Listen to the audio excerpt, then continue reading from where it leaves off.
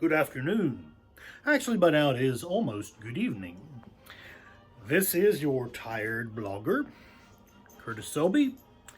What says he blogs at midnight, but this is actually much closer to 7 p.m. I have a special belated happy St. Patrick's Day post for you, and I hope that all of you will find it entertaining, if not informative. Now, the reason we celebrate St. Patrick's Day is because of this wonderful dog named Cassie. She chased away all of the snakes from Ireland. And that's actually not true. You told me that you chased them away, but it's not you. It was actually St. Patrick. So, why is St. Patrick such a big deal? Well, I'm going to give you the Cliff's Notes version, the Tired Blogger version. But if you want a more detailed and historical and poetic and beautiful version of the story, I would suggest that you read Thomas Cahill's No, It Is Not a Treat. It is not a treat. Yes, I love you too. Yes, I love you too. How the Irish Saved Civilization. The Cliff's Notes version being St. Patrick was a Briton, a Roman citizen, who had been captured by the Irish and enslaved. And he had lived a great part of his youth as a slave of the Irish. Now, most people, after being enslaved, will feel hatred and anger and rage toward their previous masters or current masters. I know for a fact that I am not very fond of some of the capitalist companies for which I have worked in the past. Right now, I'm lucky. I'm with a good company, but I have learned that that is the exception, not the rule. But St. Patrick was a better man than your tired blogger. Rather than going back to Rome and building an army and descending in anger and rage and hate and destroying the Irish as they had it coming and drinking from the blood of their enemies, no. Instead, he went back to England. He dove into studying the Bible, studying the classics, and he returned to Ireland and was one of the first missionaries in centuries to actually attempt to go outside of the empire and save the barbarians. Now, I'm not really trying to tell you to be a Christian necessarily. It's okay if you aren't. I'm not going to debate you if you're not.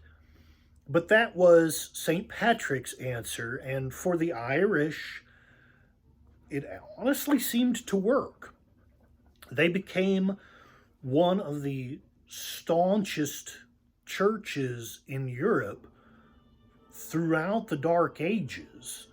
And while the barbarian Vikings and Saxons and Angles were destroying cathedrals and destroying Rome and sacking it and burning books, the Irish had been taught by St. Patrick to save the books.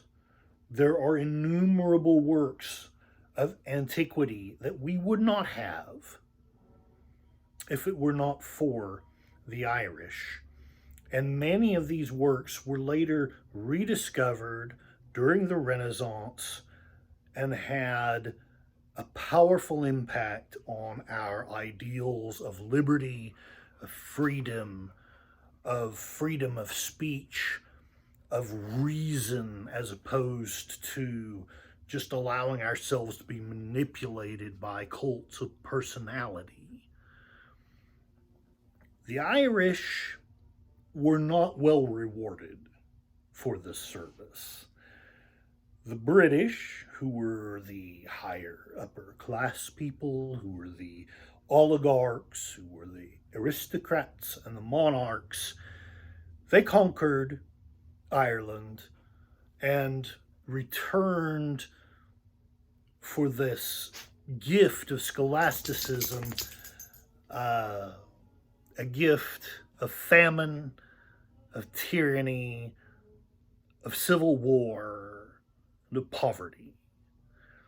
And I would like to read a small portion near the end of How the Irish Saved Civilization that I found powerful and deep and meaningful, because for many centuries, people don't know this, but for many centuries, the poor, the impoverished, the dirt farmer of Ireland was still passing on to their children the knowledge of the ancient Celts, of the ancient Romans, of the ancient Greeks.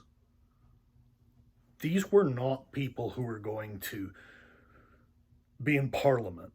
These were not people who were going to have an impact on the world stage. These were people who were going to plow a few acres and live their lives humbly with their families and pass on unknown.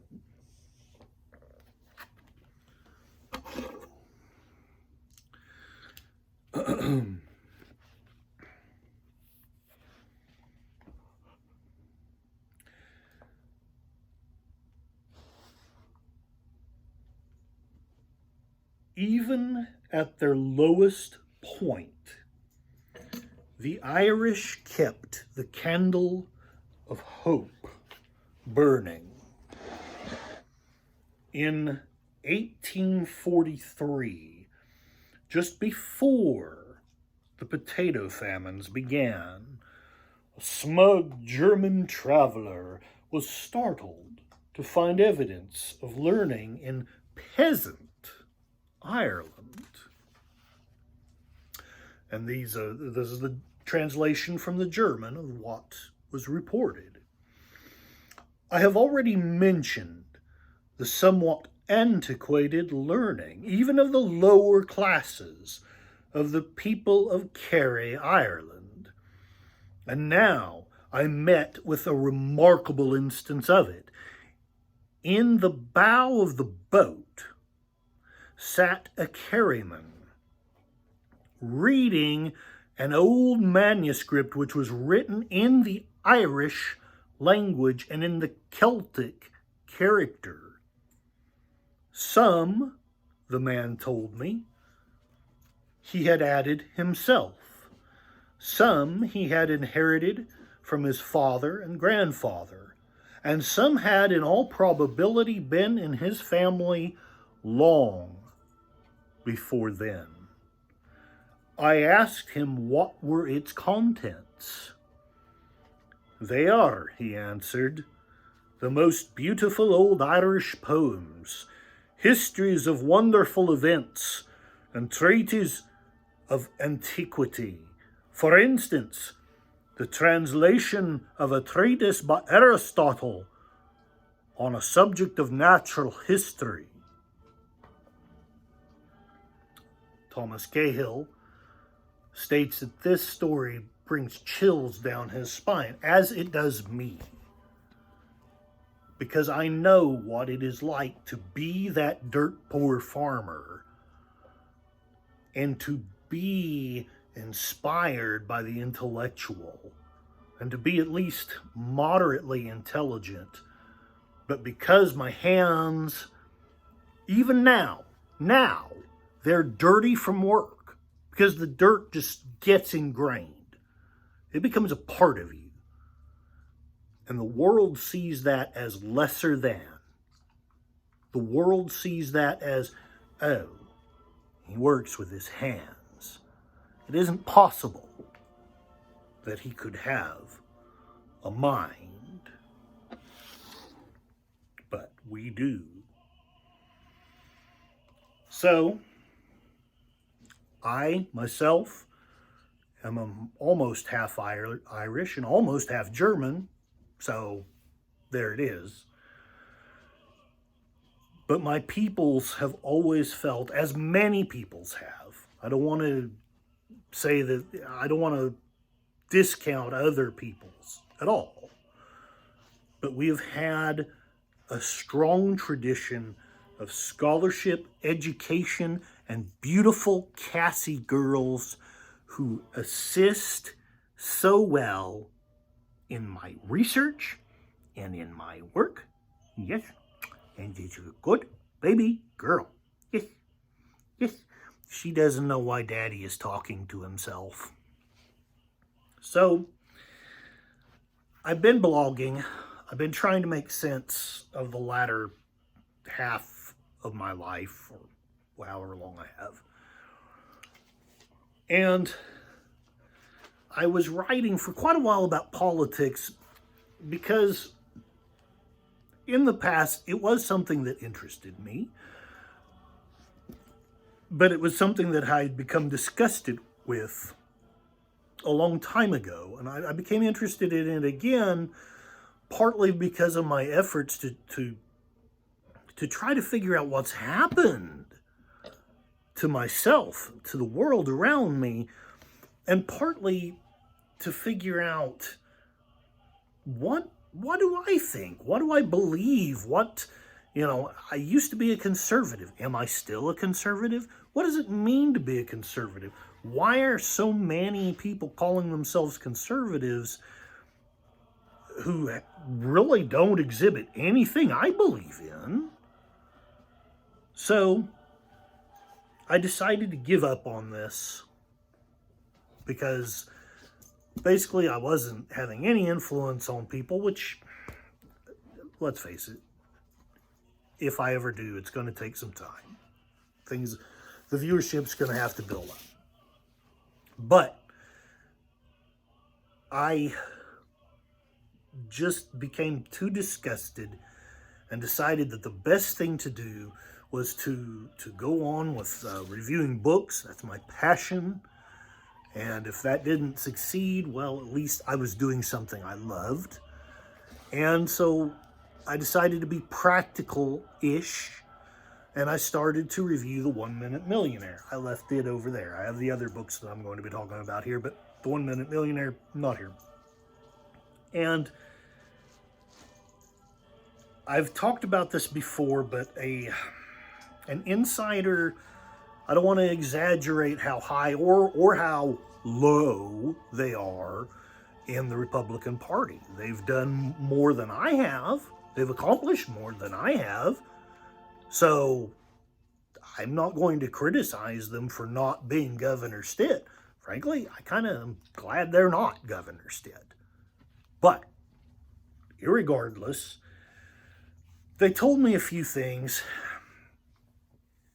And while I believed them, I really didn't know how far down the rabbit hole some of these things went. I'm not 100% sure they knew, although they had a much better grasp, and probably still do, than I did.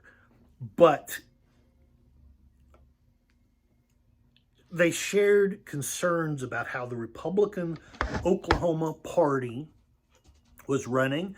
Big earthquake caused by my overpaid assistant, who is paid almost exclusively in TREAT. And I started to do some digging again. The next thing I'm bringing up is because some of the people who I am discussing in my blog, and who I will probably discuss at least a little bit in these YouTube posts, some of them are former military. Now, I have the utmost respect for the military. I don't even want to act like a 60s hippie. Oh man, just give a piece of chest. I don't want to even disrespect of a hippie. I'm being stupid there. I actually have some respect for that viewpoint as well. But the people who are keeping us free, the people who are sacrificing so that I can sit here and wear a stupid hat and make a stupid video, I want to be careful about criticizing those people. The regular troops, the people like my boss is a veteran, and I have nothing but respect for that person. But I feel as though there are those who have either lost their way, or the story is coming to me in such a way that it is difficult to see how they could be doing some of the things that they're doing and still call themselves patriots. In this post, all I really want to share is some ideas from The Art of War, a few things about the Republican Party, specifically mainly in Oklahoma, and its relationship to education. But I also want to share something from Sun Tzu's The Art of War.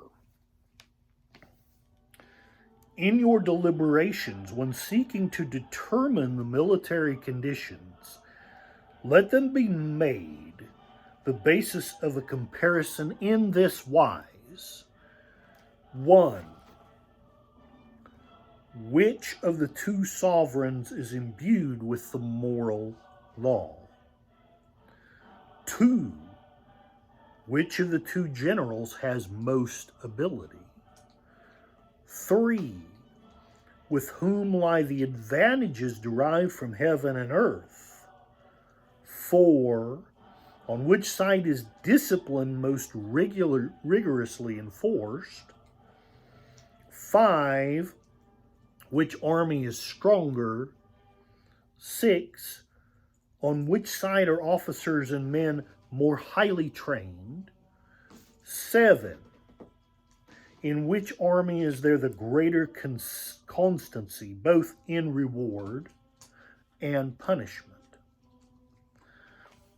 I'm going to be seeking to apply these principles to the remaining analysis of this subject. I'm a little concerned that I may not be up to that task, but that is my hope, is to take my blog posts and tie them together, but also to do at least a minor analysis of how these people fit in that context.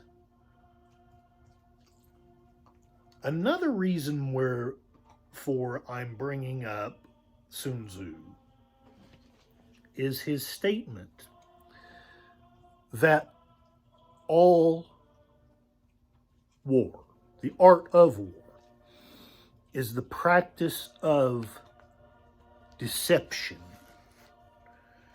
Now, I don't want to overgeneralize, but all things being even, it's not your friends that you deceive. It's usually not. I know there's exceptions, and I get it. Russell Brand would have the joke, those lies were a surprise for your birthday, and you've ruined it. Yes, Cassie, I know. That was very, very scary, wasn't it? Yes, Cassie, I know. But you deceive because they are the enemy. Think about that as you read my blog posts. Think about that as you listen to these things. It is your enemy that you deceive. So if we are being deceived, is it friends that are doing this?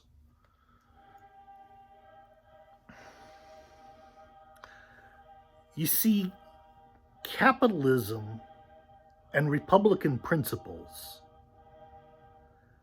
the bedrock on which they stand, and I already know what some of you are thinking, it's on Christian principles, and I'm not going to argue that for or against right now.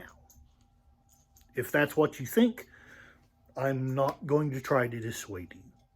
If that's not what you think, I'm not going to try to persuade you. But I want to persuade both of you that a republic that is based off of capitalism can only stand when it is supported by a well-educated and well-informed and intelligent populace.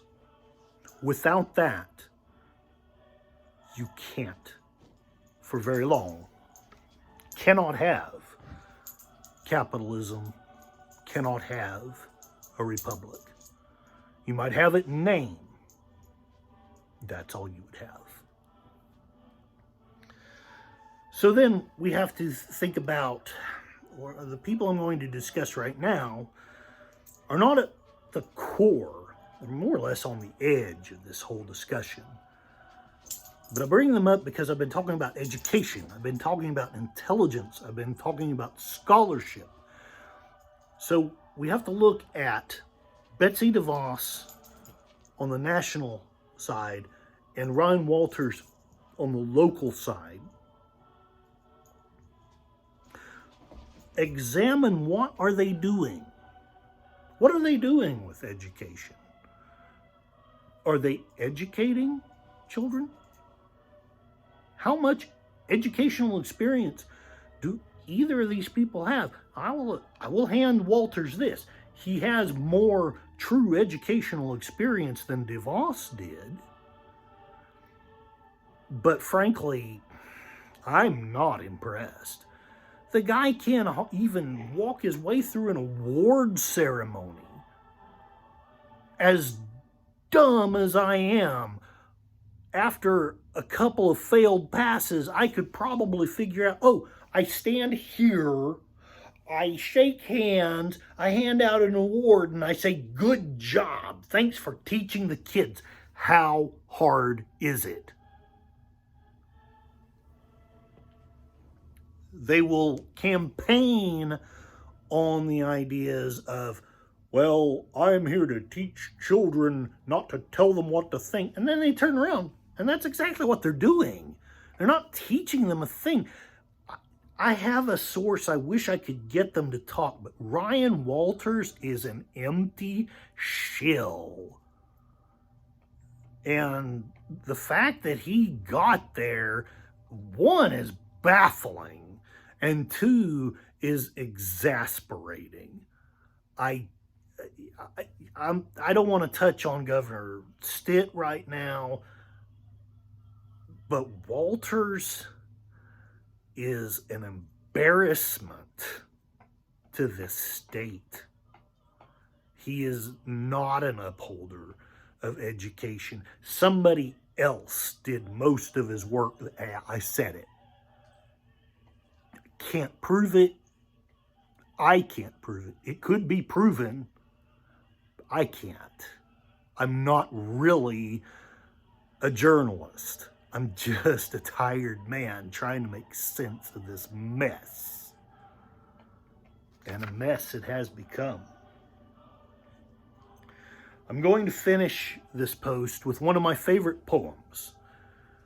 It may or may not speak to you. It may not make any sense why I'm ending it with this. I'm not really trying to tell you exactly what to think. I am trying to guide it, yes. I am trying to influence it, yes.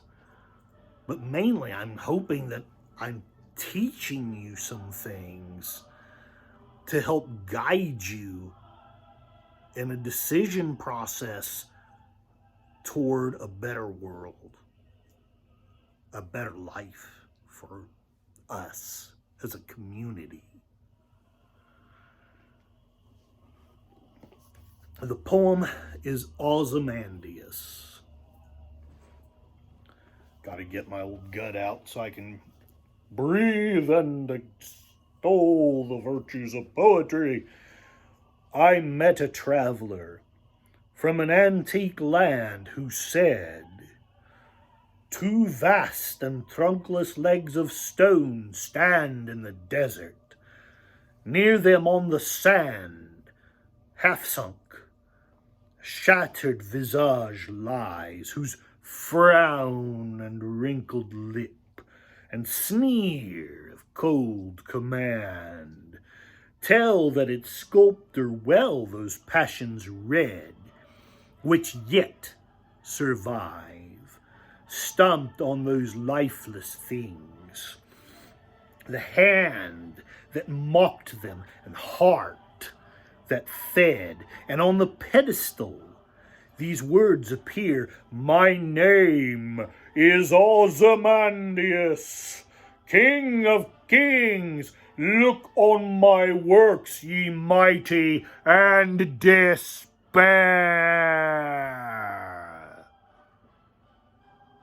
Nothing beside remains. Round the decay of that colossal wreck, boundless and bare, the lone and level sands stretch far away. Thank you for listening.